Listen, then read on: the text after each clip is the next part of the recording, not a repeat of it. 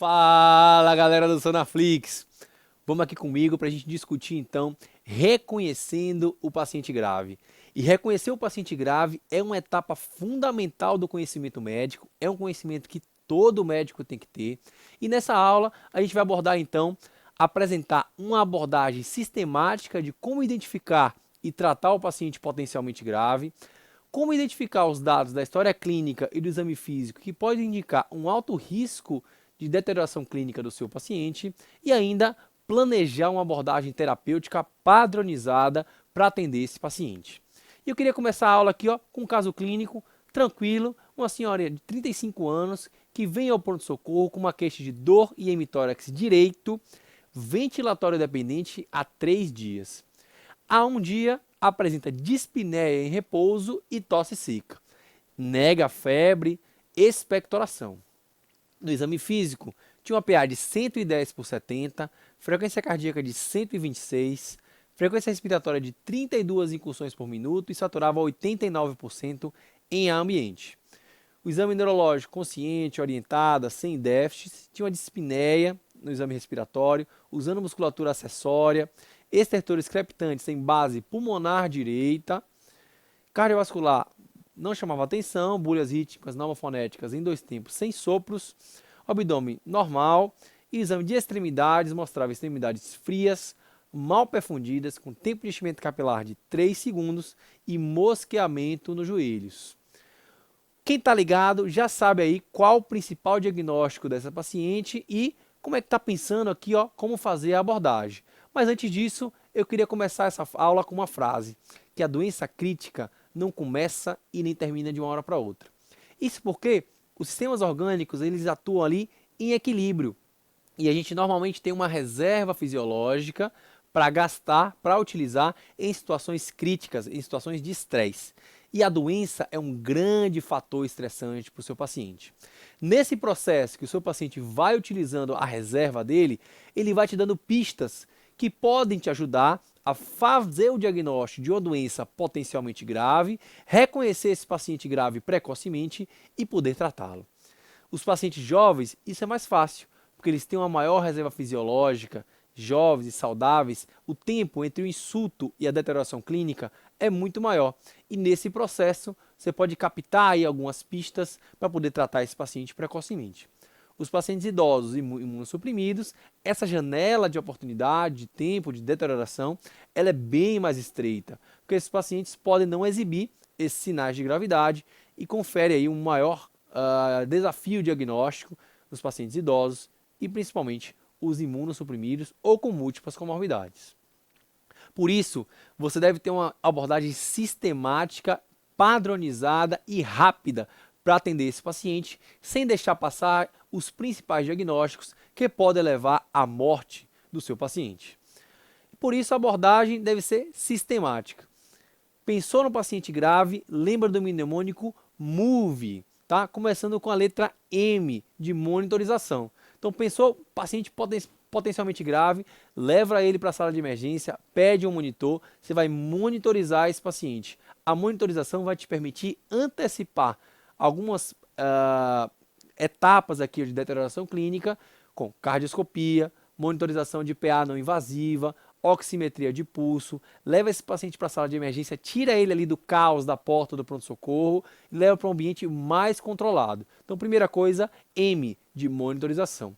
Segunda coisa, oxigênio. Hipoxemia mata e mata rápido. Então, meça a saturação do seu paciente, forneça oxigênio. Essa simples medida pode ser suficiente para salvar a vida do seu paciente.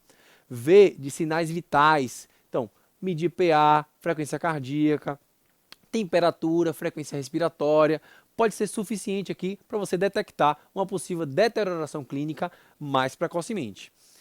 E de acesso venoso, IV access, então pegue uma veia, garanta um acesso venoso de qualidade, porque se esse paciente piorar ou até eventualmente tiver uma parada cardiorrespiratória, você já está com acesso, você pode agir rapidamente. Então, ponto importantíssimo aqui do cuidado do paciente, garanta um acesso venoso de qualidade. E o E, faça um ECG. O ECG é uma ferramenta aqui amplamente disponível, fácil de ser realizada, que pode ajudar em muitas situações. E aí, examine então o seu paciente com mais qualidade, mais minúcia, mais adequadamente, tá? Então, me lembrou de paciente grave, lembrou do mnemônico MOVE. E a abordagem sistemática do paciente potencialmente grave deve obedecer o método ABC. O método ABC ele foi desenvolvido por Peter Safar lá atrás, um dos pais da medicina intensiva, e popularizado pelo ACLS, o suporte à vida avançado em cardiologia, e pelo ATLS, o suporte à vida avançado no trauma, tá? Que utiliza os mnemônicos ABC ou ABCDE para sistematizar a abordagem do paciente potencialmente grave. E ele começa então com A de vias aéreas ou airways, B de ventilação ou breathing e C de circulação ou circulation. Deixa eu sair da frente aqui, ó. C de circulação ou circulation, tá? Vamos entender melhor aqui, ó, cada uma dessas letrinhas, cada um desses passos, começando pelo A de vias aéreas, e não é à toa que a sua abordagem começa com a via aérea, com A. Por quê?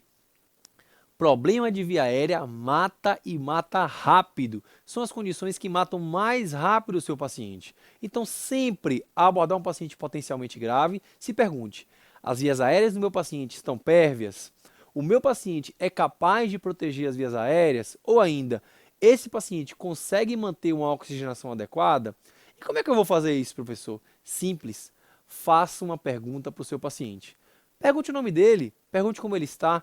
Pergunte como ele está se sentindo, se ele está sentindo alguma coisa. Se esse paciente conseguir ouvir o que você está falando, processar a informação e responder, ele consegue falar, é porque ele tem uma via aérea pérvia. Ele consegue receber oxigênio suficiente para ouvir a informação e a via aérea dele está pérvia para ele conseguir emitir um som. Ele consegue falar. Então esse paciente não tem problema no ar.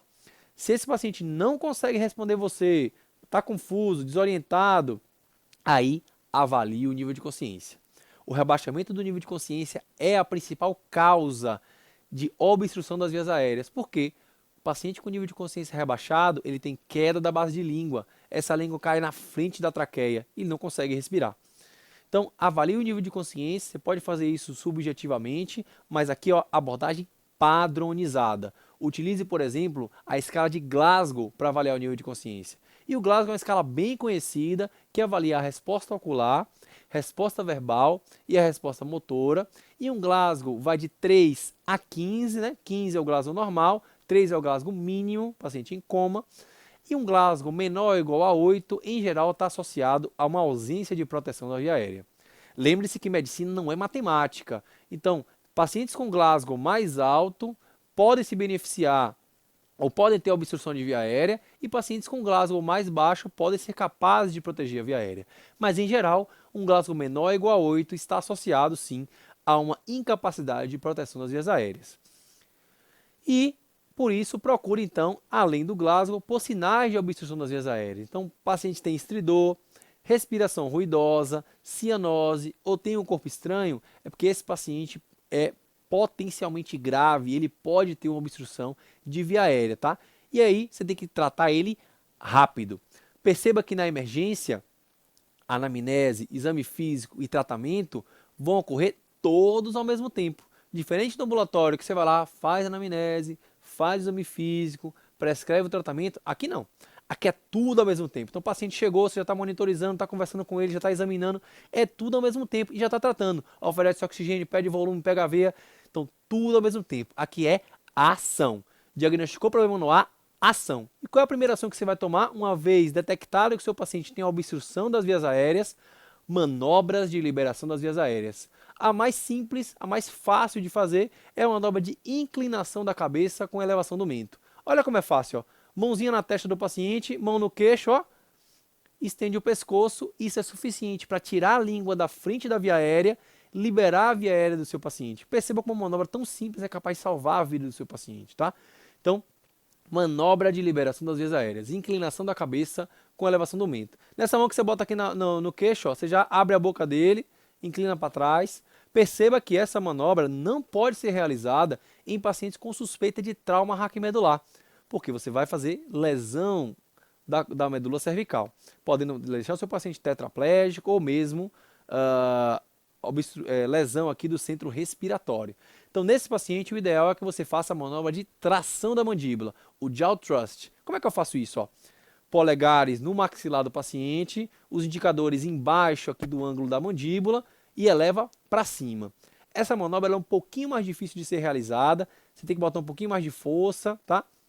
E provavelmente esse paciente vai precisar ser intubado em algum momento. Então, se ele tem TRM, rebaixamento do nível de consciência, a ponto de ter obstrução da via aérea, é que provavelmente esse paciente vai precisar ser intubado. Então, aqui, ó, ação. O que mais você vai poder fazer? Ó? Retirada de corpos estranhos. Então, uma vez identificado um corpo estranho na via aérea, que pode estar ali obstruindo a respiração, tira o corpo estranho. Se você identificar secreção, aspira as secreções. E a grande, como eu disse, maioria dos pacientes que apresentam problema no ar a ponto de ter obstrução da via aérea, na maioria das vezes vão precisar de intubação traqueal, a não ser que seja um problema reversível, como por exemplo, uma intoxicação exógena por uma droga com antídoto, ou uma crise convulsiva, esse paciente está no estado pós-ictal, tem um Glasgow menor do que 8, mas aí daqui a alguns minutos vai recuperar o nível de consciência. Então nesses pacientes é possível que você consiga manter ele só com a manobra de liberação da via aérea, depois ele acorda. Mas um paciente com TCE, por exemplo, um paciente com obstrução da via aérea por outro motivo, dificilmente você vai conseguir manter ele sem intubação traqueal e, consequentemente, ventilação mecânica, tá? Então, não perca tempo, diagnosticou problema no ar, libera a via aérea e já vai pedindo ali material para intubação, porque provavelmente esse paciente vai precisar ser intubado. Passando agora para o B, breathing, ventilação. Então, o que você vai fazer? Ó? Ver, ouvir e sentir a ventilação, a respiração do seu paciente. Quando eu estou falando em ver, significa tirar a camisa do paciente, abre, olha para o tórax, ouve a respiração, coloca o ouvidinho ali, ó, na boca do paciente, vê se ele está respirando e sente a respiração. Então nessa hora você vai avaliar a simetria do tórax, então tórax assimétrico, ventila de um lado, não ventila do outro. Olha o padrão respiratório, se está taquipneico, frequência respiratória, se tem um padrão desconfortável, se usa musculatura acessória. Isso é muito importante para diagnosticar um problema na ventilação. Então seu paciente pode ter via aérea pérvia, pode conseguir conversar com você, não tem problema no ar, mas tem distúrbio da ventilação. Está hipoxêmico, está taquipneico, usa musculatura acessória, esse paciente tem problema no B. Olha o murmúrio vesicular, aí você vai auscultar. Então ausculta aqui, ó, todos os quadrantes, pesquisa ruídos adventícios, murmúrio abolido, ele pode ter um pneumotórax, um hemotórax. E qualquer causa que interfira aqui em todo o sistema respiratório é uma causa potencialmente de causar problema no B, insuficiência respiratória. Então, por exemplo, uma doença do sistema nervoso central, um AVC, um TCE, pode causar redução do drive respiratório. Doenças cardíacas, como isquemia miocárdica, valvulopatia, distúrbio do ritmo, as arritmias, ou falência de bomba, insuficiência cardíaca descompensada, vão gerar insuficiência respiratória. Doença pulmonar, problema na via aérea, broncoespasmo, secreção, corpo estranho, oloparênquima, pneumonia, vascular, embolia pulmonar ou ainda doenças pleurais, tudo isso pode gerar insuficiência respiratória ou mesmo doenças fora do sistema respiratório, como doenças sistêmicas, anemia, sepse, insuficiência hepática ou intoxicações exógenas. Então fica ligado, você já está ali ó, examinando o paciente, ouvindo ele e pensando quais possíveis causas esse paciente pode ter para o problema no B, para insuficiência respiratória, problema no breathing. E aí a ação. Diagnosticou o problema no B, ação, já vai colocando oxigênio, ventilação não invasiva se estiver disponível, então cateter de O2, máscara de Venturi, máscara não renalante, o que tiver disponível que o seu paciente precisar e considere intubação orotraqueal e ventilação mecânica se necessários. E claro, o tratamento etiológico é sempre obrigatório. Vamos para o C agora? Ó. C de circulação. Então aqui você vai medir a frequência cardíaca, o pulso, palpar o pulso dos dois lados é fundamental, por exemplo, na dissecção aórtica. E você vai ver a velocidade, o volume, é um pulso cheio ou um pulso fino. Está regular ou irregular? Está simétrico? Então palpar o pulso, ver a frequência cardíaca. Veja a pressão arterial, então pressão arterial menor do que 90, ou pressão arterial média, pressão arterial sistólica menor que 90, ou pressão arterial média menor que 65, ou ainda queda de mais de 40 milímetros na pressão arterial sistólica, significam hipotensão e marcam mortalidade. Então, paciente muito grave, tá? Claro, pode ter aquele paciente que é cronicamente hipotenso, que tem doença vascular obstrutiva periférica, a pressão está mais baixinha. hipotensão induzida por droga.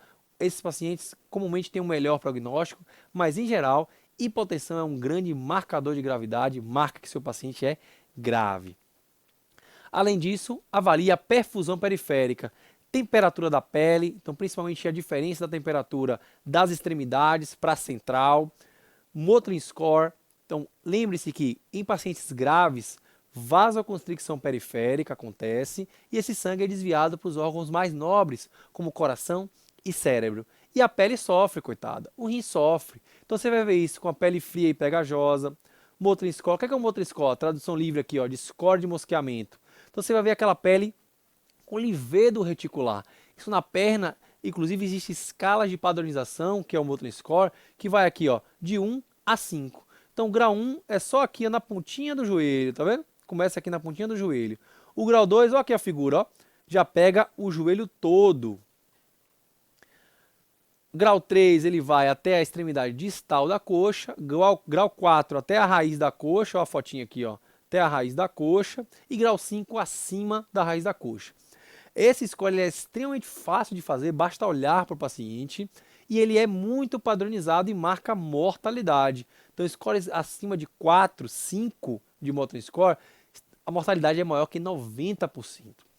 Outra maneira de avaliar perfusão periférica é através do tempo de enchimento capilar. Também é outra medida aqui do exame físico, extremamente fácil, gratuita, né? Eu ia dizer barata, mas é gratuita e amplamente disponível, que é você encostou do lado do paciente, pegou no dedinho dele, aperta aqui, ó, até a ponta do seu dedo fica branca e conta até 15.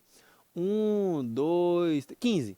Contou até 15 e olha quanto tempo o dedo do paciente demora para encher novamente. Normalmente, esse tempo de enchimento capilar deve ser menor do que 3 segundos e tempos de enchimento capilar de 4, 5 ou maior que 6 segundos também marcam mortalidade e disfunções orgânicas. Tá? Então, lembra do Motley Score, lembra do tempo de enchimento capilar e lembra da avaliação da temperatura como parâmetros aqui de avaliação de gravidade e de perfusão tecidual muito fáceis de ser feito à beira do leito. Mesma coisa, identificou o problema no C, ação imediata. Seja ela expansão volêmica, droga vasoativa, identificar a causa e prover o tratamento etiológico, além do tratamento de suporte. Então, identificou um tamponamento pericárdico, pericardiocentese. É infarto, trombólise ou manda hemodinâmica. Choque séptico, antibiótico, expansão volêmica. Então, lembra de tratar o tratamento de suporte, seja ele com vasopressor, fluidos ou inotrópicos, e o tratamento da causa base, da causa que levou o paciente a ter hipoperfusão tecidual, a ter hipotensão, a ter problema no C. Uma vez que você fez essa abordagem inicial, essa abordagem sistemática, aí sim identificou as causas potencialmente graves e tratou, ou não, esse paciente foi excluído dessas causas potencialmente graves, mais ameaçadoras à vida, você vai ampliar aqui, ó, o seu raciocínio clínico e o seu diagnóstico diferencial. Como é que você vai fazer isso? Obtendo uma história clínica mais detalhada, seja do próprio paciente, agora que ele está mais estável, está mais tranquilo, ou de familiares, do médico do SAMU, do médico do transporte, do outro médico, colega do pronto-socorro que te passou o caso, se você estiver ali na sala de emergência, tá? Então essa é a hora de obter uma história mais detalhada. Para isso, utilize o mnemônico AMPLI, de ampliar o diagnóstico diferencial. Então pergunte sobre alergias no ar, M de medicações, se o paciente usa algum remédio, suspeita aí de intoxicação exógena, P de past history, então se o paciente tem algum problema de saúde, tem alguma história prévia, já tem alguma internação recente, olha lá no sistema do hospital, se já tem alguma internação prévia, parecida. L de last meal, então isso é importante se você for entubar, se o paciente for para o centro cirúrgico, qual a última vez que ele comeu. E o E de environment. Então pergunte como é que estava o ambiente na hora que esse paciente foi encontrado. Ele estava vomitado, tinha álcool do lado, ou a cena do trauma, como é que foi? Um trauma de alta energia, baixa energia? Então é importante você saber aqui do ambiente. Lembre-se que o médico é muito próximo da figura do detetive e você vai tentar aqui descobrir o que é que aconteceu. E finalmente, examine. Aqui é a parte que você vai fazer o exame físico mais detalhado, pesquisando aqui, ó, minúcias, para não deixar passar nada que você, na hora da abordagem sistemática, se você se preocupava só com as coisas mais graves. Então, exame físico mais minucioso, mais detalhado, olhar a unha, tudo certinho, e dobre a atenção principalmente em pacientes com idade avançada, comorbidades graves, que fizeram cirurgia recente ou ainda com evidência de sangramento importante, imunodeficientes, gestantes e pacientes com abuso de drogas ou aquele paciente readmitido no pronto-socorro. Então, paciente que vem 1, 2, 3 vezes no pronto-socorro, olha esse paciente diferente, provavelmente esse paciente tem alguma coisa errada, senão ele não estaria voltando ao pronto-socorro tantas vezes. Pergunta frequente aqui, ó, professor, e quais exames então eu peço nesse paciente potencialmente grave, no paciente no departamento de emergência?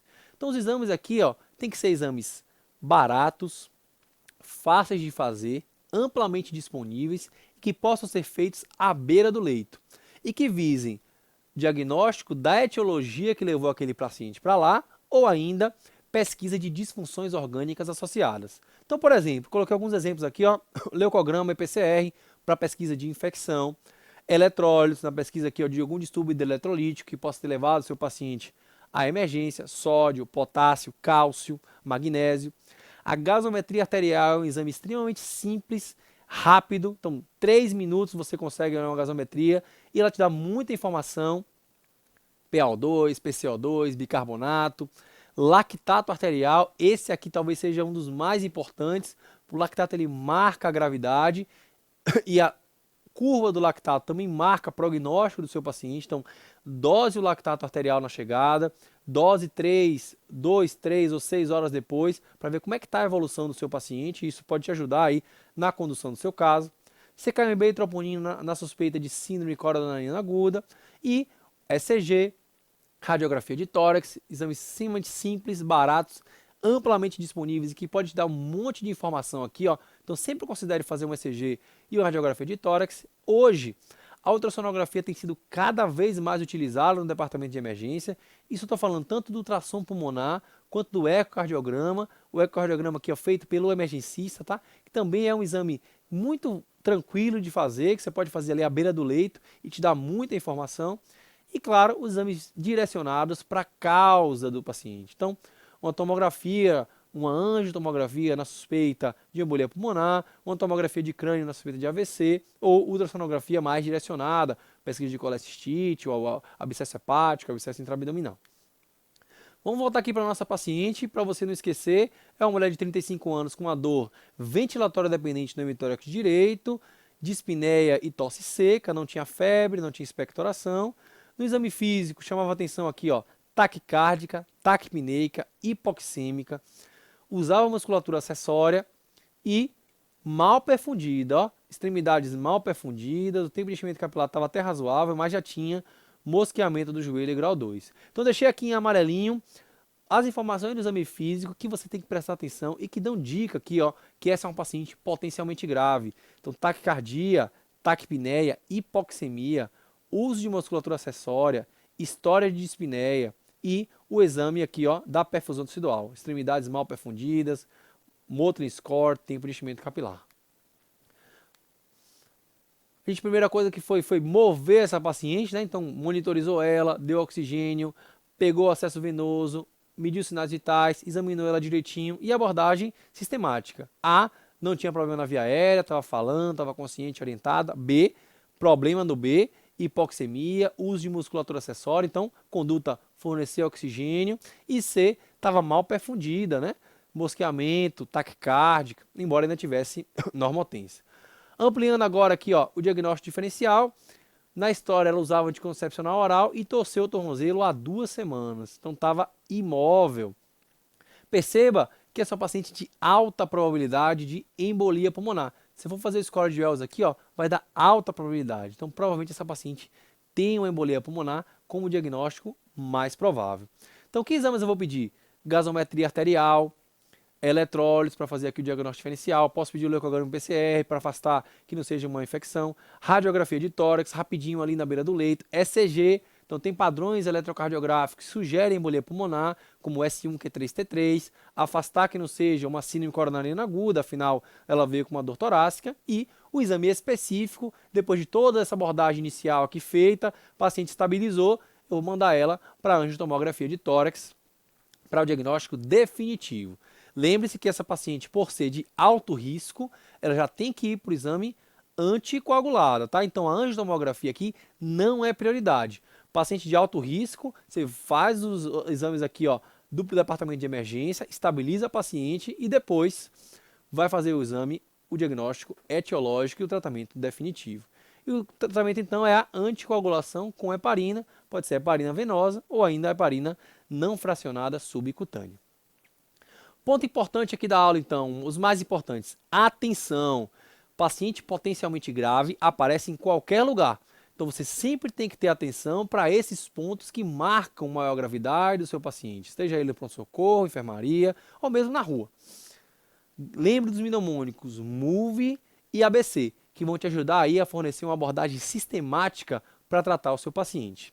Amplie o seu diagnóstico com o mnemônico AMPLE e tratamento imediato. Lembre-se que aqui é tudo junto.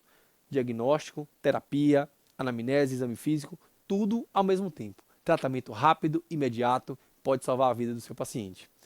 Isso aí, pessoal. Um grande abraço e até a próxima aula.